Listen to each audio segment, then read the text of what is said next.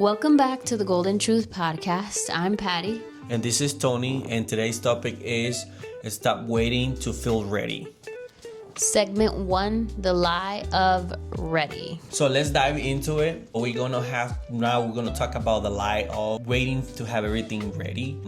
Let me tell you that you don't need to have everything ready. In my experience, I have always tried to play it safe in a way. When it comes to do something new, personally, I can say that I don't like the new stuff. I don't like transition. It's just the way I am, which I am working really hard to be comfortable with embracing a new journey. So in my case, when I started building our own business, the first business, Golden Season Landscaping, I was like, my wife was telling me, I'm ready to go. Let's start on our own. And I was like, no, let me just keep working a little bit more for this other company. Let me just kind of gather something together so I can buy more tools, and I need to have a truck, I need to have this and that. And it was just fear, because honestly, to start something, you definitely need a base start, but what you really need is basically you need to believe in yourself. You need to learn how to know that you have what it takes to build something from the ground up. And in my case, I didn't have nothing. I basically only have three tools, honestly, and 3 clients and a whole bunch of bills to pay. I knew that I have to make the change, and I knew that I have to embrace and start on my own. But I was just finding so many excuses, even family member will say, but you need to have this together. You need to have this amount of money saving just in case it doesn't work and blah, blah, blah. And I was like, sometimes I was like, yeah, they're right. But something inside of me was like, no, you need to start now. You need to start now. And I did it. So it was very scary. I'm not going to lie. It was very confusing. But at the end, it was worth it. So we started our business with only 3 clients. And after that, we start building up. So a lot of times when we don't feel ready to do something, we can dive into it, take the steps forward, and then boom, imposter syndrome comes in. Like, for example, I started my health journey. I started feeling a little bit imposter syndrome of dang, I feel so different. And you kind of want to your brain tells you it's uncomfortable, but that's the right thing to do. And that's why it's so important to be in tune with your intuition, with the Holy Spirit, with God, what God is telling you. Because I know now, especially, that going on that path, specifically in my health journey, that it was the right path to go, because I'm a lot better now in my health and I keep improving. And when you let the imposter syndrome overtake you, it can stop you from all the great things ahead. And so for our business, we didn't grow up with business knowledgeable family or anything, which that also can give you imposter syndrome of I don't know what this is. Your brain is not comfortable with it. But when you choose to push through those boundaries and you believe in yourself, like Tony said, you can get so far, and you can push through those, I don't belong here, this doesn't fit me, and all those negative voices of you shouldn't be doing that, you're not qualified or whatever. So that basically comes when you actually achieve what you want, and then it make you feel like you don't deserve that, and you need to go back to your old.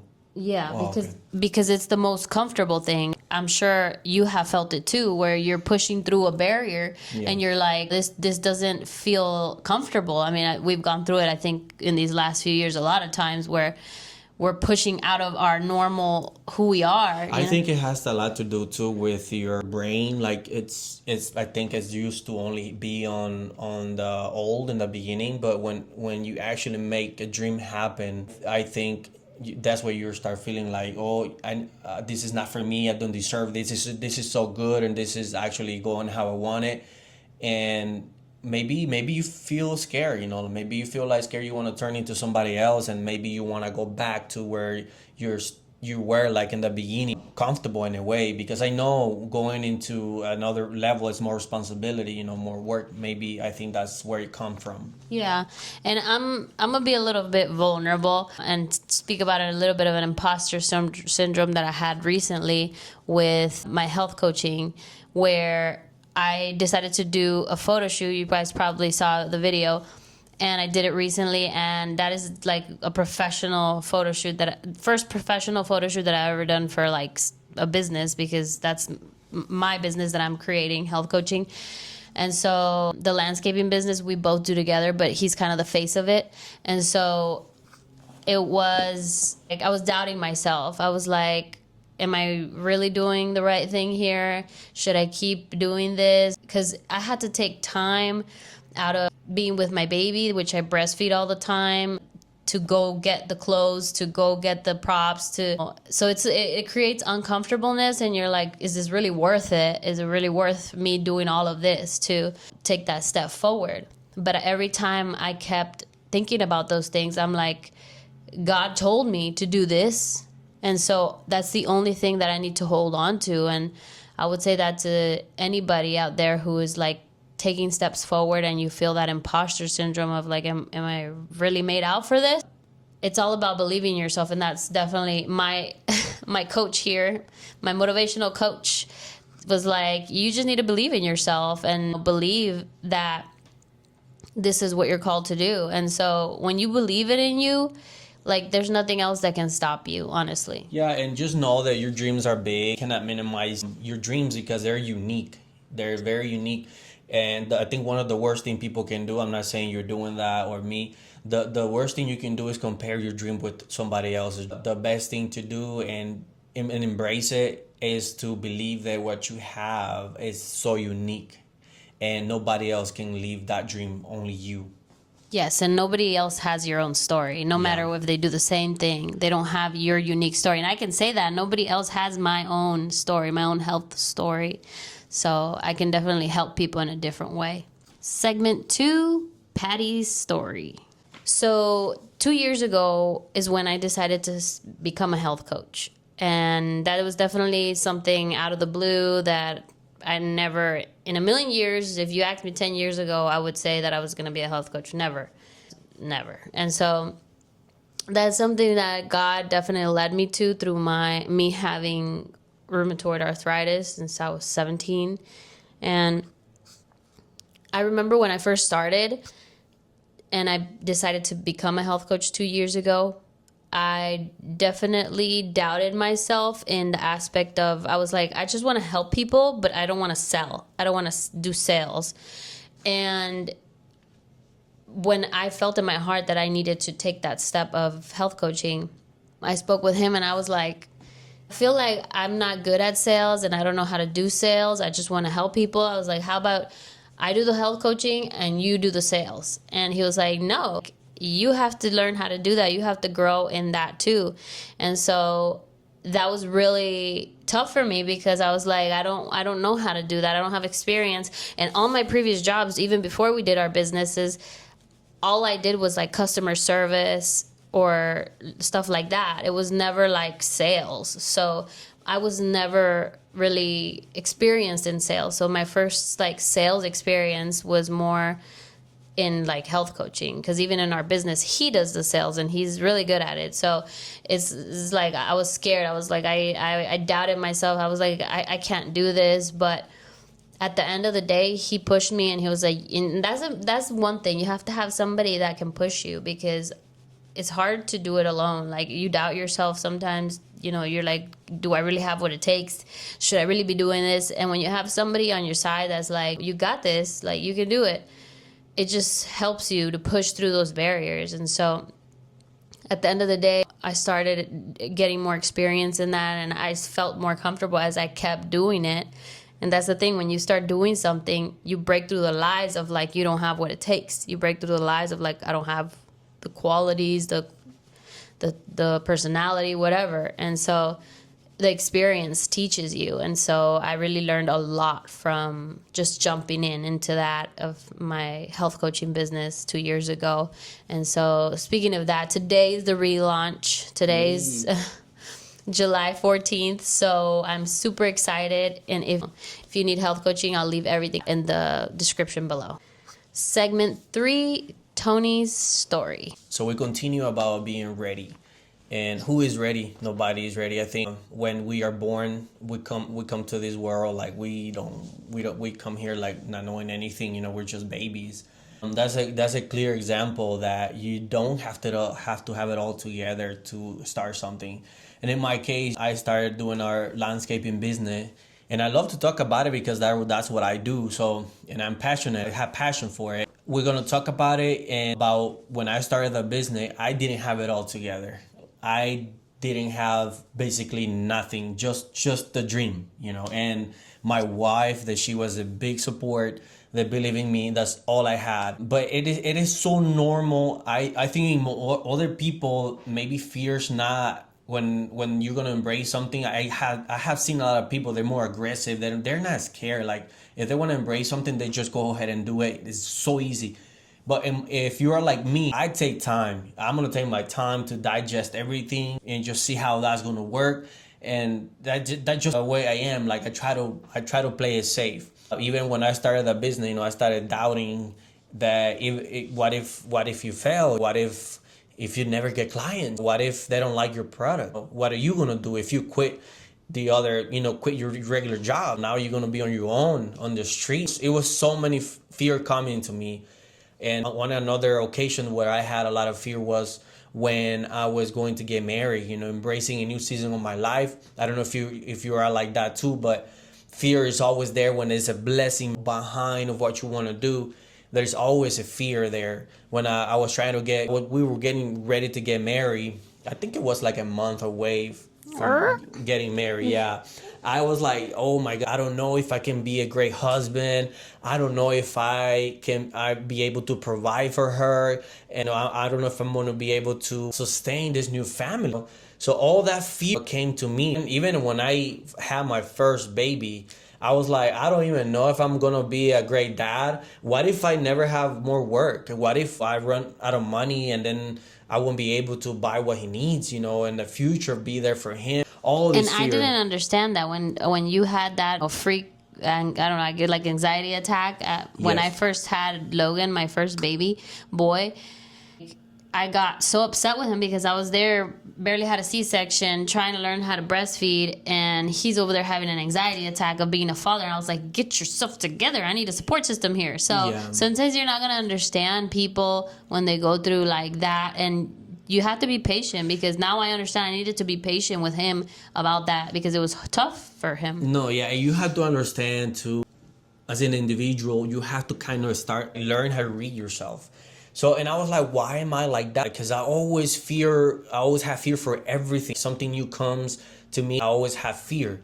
So, and I think that comes from when I was a child. I think they kept me too safe. Like part of my life, I grew up with my grandparents, and they really, really took care of me. They didn't even let me go outside by myself. They didn't even allow me to be with my cousins, to play around with them outside. Like they were like all the time, they kept me inside the house, try to be safe, don't do this, don't do that. And I think that's where it comes from. I got that from that experience, to always just play it safe.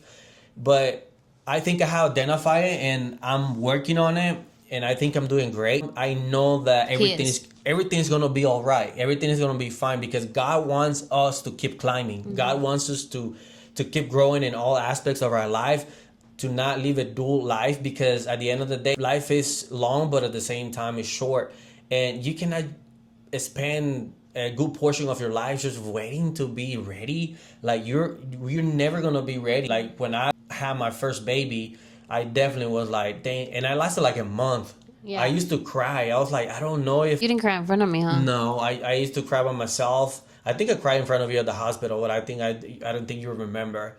I don't think you remember. I was too drugged up or something. I think so, yeah. But I was like, the first day the Logan was born, the same afternoon, I started feeling like so much fear that really came over me. Like, you're not going to be a great dad. You're not ready for this, and blah, blah, blah. And I think I'm doing a pretty good job as a dad. So it's fine. Everything's going to be fine. But it's just normal. Like fear, when there is a blessing ahead of you, Fear will definitely try to come over, even through your family, friends, situations.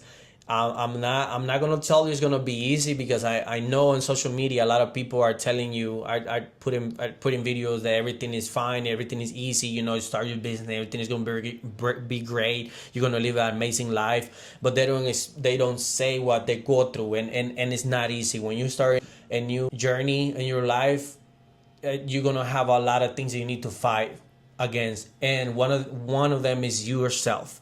That's another thing. I had to fight against myself. I had to fight against my opinion, my flesh. My flesh wanted to be just in the same spot, being safe, work for somebody else. That's comfortable. That's gonna be very safe. Why are you trying to do this? It's gonna be more work for you. You have to struggle more. But if you want a better future, you have to get uncomfortable. It's normal. It's normal. Like when Jesus went to the cross, that was not comfortable, and he has to do it. So you cannot be playing it safe. If you want a great future and you have that inside of you, that fire that you have to come out and do something great, trust me, that's not the enemy. That's God putting that in your heart, that you need to start now. Don't wait for tomorrow. You need to start now. Yeah, and that's one of the big reasons why we decided to even do this podcast, because I feel like a lot of things are presented out in social media that are just not true, and it's just we wanted to bring our real story, our truth, what we've experienced, and not sugarcoat it. No. Yeah, and I don't think it's fair, because some people, they might be like, oh, Tony and Patty said, or anybody else said that everything was going to be fine and easy. I don't think it's fair, because you have to know that it's not easy, especially when you start going through the process. It's not easy because you have to turn into somebody else, and that's very painful. Because if you want to start a business, or start a new journey in your life, and expecting that everything is going to be like sweet and nice, and then you realize it's not like that, then you're going to start feeling like, oh, I'm a failure, this is not for me. These people here that I having it are so easy, why am I facing all these challenges? So that doesn't mean that, oh, okay, that's not for me. No, and it's just, it comes with a lot of challenges. It's part of the process. That's exactly what's going to make you stronger. You just have to be hungry. Segment 4, the first messy step. Your first step in doing anything that you want to do, for if you have a dream or a goal or something like really out there that you want to do, is going to be messy. And we have experienced it time and time again. Like when we started landscaping company, we didn't have it all together. It was messy. There was times where you would get to a property with your two-door Honda Civic, building your mower, and then there was a client, I remember you said one time, that was like, I don't want your service anymore, because you had to build your mower and then unbuild it again when you were done with the mower. How did it go? Yeah, because they probably expected me to get there with full-on equipment, and I actually started our business with on Honda Civic and a push mower.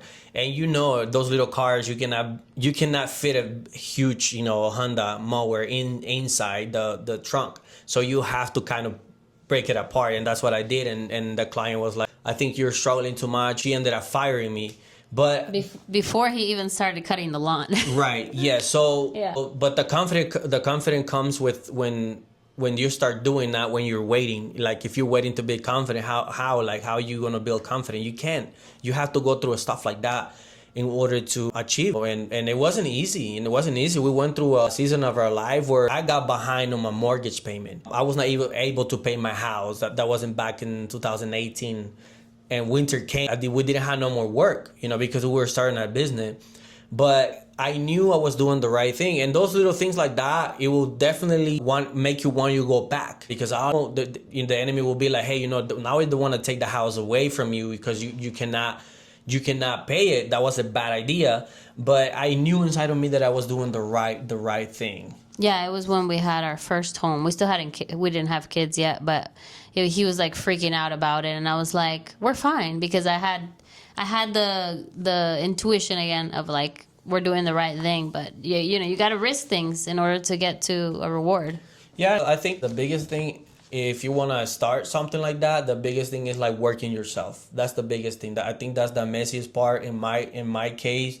It's fighting with myself. fighting with my doubts, my fear, getting out of my comfort zone. That's the main thing, because you need to get hungry for what you want, come up with a plan, and execute. That's all what you need to do, and believe that God is gonna open the way. Yeah, like I remember right now that you were talking, I was remembering how when I started my health journey too, I knew nothing about health, and I didn't have like the knowledge that I have now. And I remember I did my first salad. Do you remember my first salad? Yeah, I remember. It was horrible. It was like lettuce and pineapple and a bunch of other things that I didn't know what to put in. And I was like, taste the salad. I was like super optimistic about it, and he tasted it and he didn't like it at all, and I didn't like it either, but I forced myself to eat it because I was so excited about being healthy. But it's messy, you don't know what salads are gonna taste good. Now I know how to make a tasty salad, but like back when I started my health journey, like I didn't know what I was doing. But you got to take that first step, and it might be messy, but eventually you'll get to the right place with mistakes y tropiezos and like falling and learning. Segment 5, faith in action. And like I said, confidence is built by doing, not by waiting. Having faith, you have to have faith. You cannot have faith and not do anything. You have to have faith, and you have to execute. You have to get it done. You have to go for it. If you want to see a different result in your life, you have to go for it. You cannot just be like, oh, have faith, something great is coming to my life, and just waiting. I think there is always a time for waiting when God tells you to wait on something, but I think most of the things, like, it's just an excuse. It's just being fearful. I'm waiting for the resources. I'm waiting for the money. I'm waiting for the support.